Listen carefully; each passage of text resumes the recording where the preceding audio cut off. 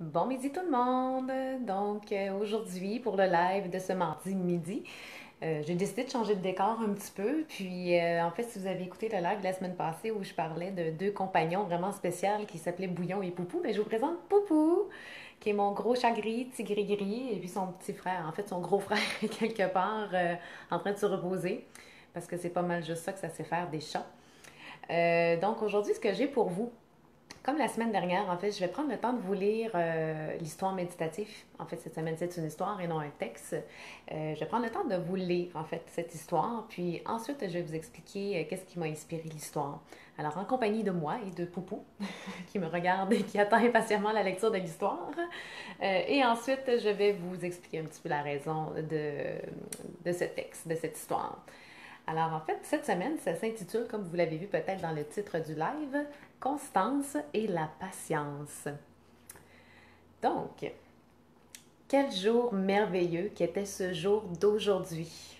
La jeune Constance s'en souviendrait toute sa vie comme oui, étant le jour de son 12e anniversaire, mais aussi le jour où elle reçut en cadeau de ses parents ce qui l'appelait depuis un moment déjà, un magnifique violoncelle. L'instrument était imposant à côté de la frêle et menue Constance, mais une partie d'elle se sentait à la hauteur de cet instrument, voire jusqu'à un jour jouer la première suite pour violoncelle de Jean-Sébastien Bach.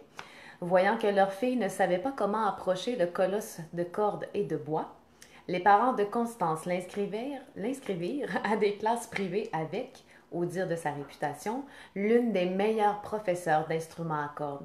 On disait même que son talent lui avait été d'une façon légué par son prénom, Mélodie.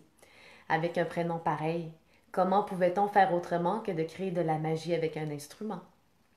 Mélodie accueillit donc la jeune Constance pour sa première leçon qui se voulait plus technique, afin de comprendre les notions élémentaires du violoncelle. La posture assise, la tenue de l'archet, le placement des doigts, etc. Lorsque vint enfin le temps de faire chanter l'instrument à l'aide de l'archet, Constance réalisa que ce n'était pas une mince affaire. Elle qui croyait que sa première note serait harmonieuse, fluide et continue, ce fut au contraire un massacre dissonant fort désagréable à entendre. L'effet du son de l'instrument sur Constance était à des milles de l'effet paisible et envoûtant qu'elle avait lorsqu'elle écoutait ses pièces préférées. Mélodie put alors lire une déception sur le visage de la jeune fille qui lui rappela ce premier jour où elle aussi en avait arraché avec son archet. Elle demanda à Constance de la regarder.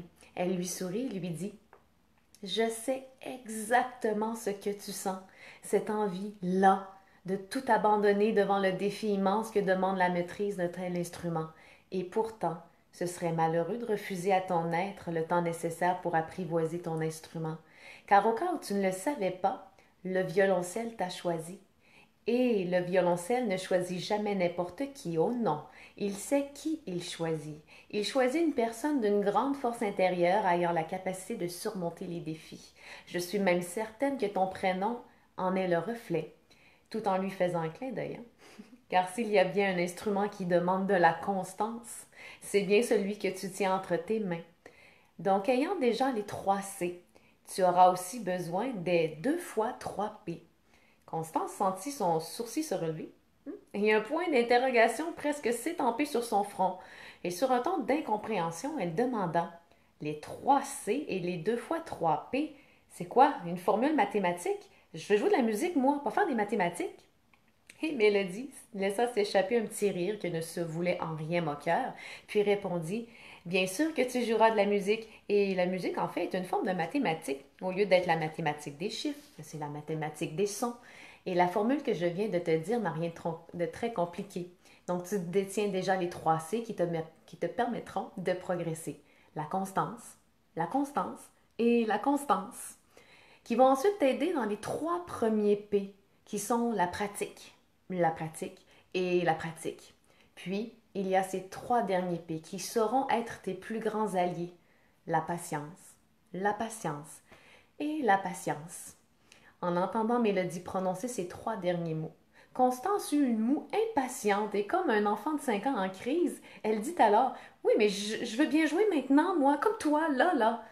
Et Mélodie, ne se laissant pas impressionner par la petite crisette de l'artiste, la provoqua en lui balançant: Es-tu en train de me dire que tu es paresseuse? Le violoncelle se serait-il trompé en te choisissant? Et choquée, Constance répondit: Moi, paresseuse, jamais! Et Mélodie de poursuivre en sachant qu'elle avait piqué la jeune fille au bon endroit. Ah, je suis heureuse de l'entendre, car quand on veut faire les choses à toute vitesse, cela cache une forme de paresse. J'ai remarqué que les gens qui veulent tout ici et maintenant sont en fait des gens paresseux, qui ne sont pas prêts à mettre les efforts nécessaires pour bien faire les choses. Il pourra donc se passer deux choses. La première est qu'ils atteindront peut-être leur objectif, mais il ne sera pas assez solide et s'effritera avec le temps. Rappelle-toi, ce qui ne respecte pas le temps ne résiste pas au temps. Comme un pont qu'on ne prend pas le temps de concevoir et qu'on construit trop rapidement. Il risque de s'effondrer. La deuxième est qu'ils feront peut-être la tâche. Bon, je recommence. La deuxième est qu'ils feront faire la tâche par quelqu'un d'autre en se donnant le mérite, mais jamais ils pourront ressentir la valeur de l'effort, cette récompense qui vient avec de la patience et de la constance. Puisque personne ne peut jouer à ta place, la deuxième option n'est pas possible pour toi. La première option, par contre, est peut-être possible. Tu peux apprendre à jouer à toute vitesse, connaître la technique, que ce soit correct sans plus, sans âme, sans te toucher ou toucher les gens qui écouteront ta musique. Ou tu peux t'investir corps et âme à ton instrument, à ta musique, voire même à fusionner avec ton instrument, à atteindre ce que je nomme une transe. Tu sauras alors que tu auras intégré la technique, mais qu'en plus tu l'auras surpassée, car de là naîtra une maîtrise qui te dépasse, une liberté qui envoûtera ceux et celles qui t'écouteront. Mélodie disait tout ça avec tant de passion, tellement qu'on pouvait la lire dans la gestuelle de ses mains, dans le ton et le rythme de sa voix et dans l'étincelle qu'il y avait dans ses yeux. Elle prit alors son violoncelle et se mit à jouer comme si elle et son violoncelle ne faisaient qu'un, comme une symbiose, presque même comme une intimité gênante à regarder, mais qu'on ne pouvait s'empêcher de regarder. L'archet glissait comme l'extension du cœur de Mélodie. L'instrument vibrait et transmettait ses vibrations à chaque atome de la pièce. Et lorsque Mélodie s'arrêta, les yeux ici mais encore ailleurs, elle demanda donc à la jeune future prodige: Alors, Constance, ça te dit la constance et la patience? Quel jour merveilleux qu'était ce jour d'aujourd'hui, et ce, comme tous les jours où Constance jouait du violoncelle. Maintenant âgée de 38 ans, elle avait maintes fois fait salle comble en solo et avait joué pour certains des plus grands orchestres du monde. Il y avait toujours ce moment à spectacle lorsqu'elle jouait, où les spectateurs sentaient le temps s'arrêter. Les journaux et les médias avaient même appelé ce moment la transcendance de Constance. Mais aujourd'hui, il était temps de transmettre à son tour. Entra donc dans sa classe le jeune Mathieu, 13 ans. Vint alors le moment qu'elle savait allait arriver lorsque Mathieu dit: Je veux bien jouer ici maintenant, moi. Et Constance de lui répondre: Es-tu en train de me dire que tu es paresseux, Mathieu? Et voilà l'histoire de cette semaine intitulée Constance et la patience. Pourquoi j'ai écrit ça cette semaine? Parce que moi-même, ça m'a interpellée beaucoup. Étant en train de faire une formation de technicienne en hypnose, c'était drôle comment entre nous, entre les élèves, parce qu'on a à peu près un groupe d'une dizaine de personnes, puis on regardait notre professeur, puis il y avait, en fait, on a eu deux professeurs jusqu'à maintenant, mais ces deux professeurs-là, on les regarde, on les admire, on fait comme wow, quand est-ce qu'on va devenir comme eux, ou du moins, quand est-ce qu'on va maîtriser les outils qui savent si bien maîtriser, puis qu'on va les maîtriser nous aussi à notre façon. Le but n'étant pas de devenir une copie d'eux-mêmes, mais juste de prendre les bons outils qu'ils ont, puis de les mettre à notre sauce après. Mais on a cette impatience-là à l'intérieur de nous, puis on est comme Caroline, dès demain, là, j'aimerais ça être comme ça, puis pouvoir maîtriser l'hypnose, puis être capable d'emmener les gens dans des états intérieurs où ils vont être bien, puis aller chercher les outils. Et malheureusement, ben, ça se fait pas en un jour. Donc, j'ai dû moi aussi me rappeler de, de prendre le temps, d'être patiente, puis d'être constante. Puis on le dit souvent, en fait, les professeurs nous le disent souvent, que pour pouvoir maîtriser ces outils-là, ben, ça prend de la pratique, puis de la pratique. Alors, c'est ce que je fais. Ben, je pratique, je pratique, je pratique. J'essaie de mettre en application à tous les jours ce que j'apprends. Mais c'est intéressant de voir, en fait. C'est ça que on veut tellement apprendre vite, puis que dans le fond, derrière cette vitesse-là, se cache une forme de paresse, comme je disais dans le texte. C'est ce que j'ai réalisé quand les gens font les choses tellement vite, c'est qu'ils veulent juste les faire à moitié ou s'en débarrasser, puis vite passer à autre chose, alors qu'on ne devient pas vraiment expert dans ce qu'on fait, on ne devient pas fin connaisseur dans ce qu'on fait. Euh, je pense que pour ma part, je préfère devenir un peu plus experte, un peu plus approfondie dans ce que je fais, plutôt que de faire les choses à toute vitesse, puis dans le fond être un peu paresseuse.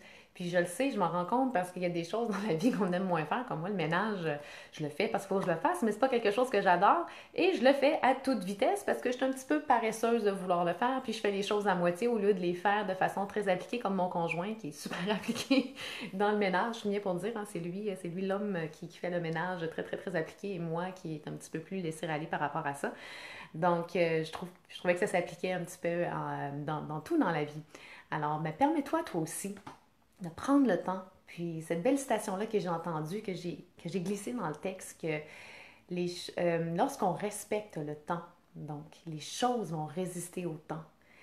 Alors prenez le temps, soyez patient, soyez constant. Puis c'est sûr que ça ne sera pas en un an, ça ne sera pas en 2 ans, tout dépendant de l'objectif que vous avez ou ce que vous cherchez à avoir. Personnellement, je sais que ça va être, du moins pour l'hypnose, pour moi, ça va être quelque chose qui va être à maîtriser sur plusieurs années. Mais l'important aussi, c'est de prendre du plaisir. Donc, je fais confiance au plaisir, je fais confiance au temps, je fais confiance à la patience et la constance.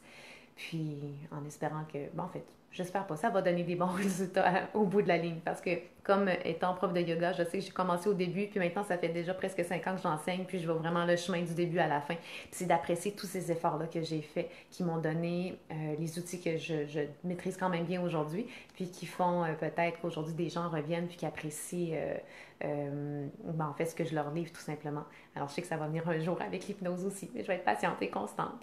Alors, ben, sur ce petit message et cette histoire, je te souhaite une magnifique fin de journée et on se retrouve la semaine prochaine, mardi midi, pour le prochain live. Je t'embrasse.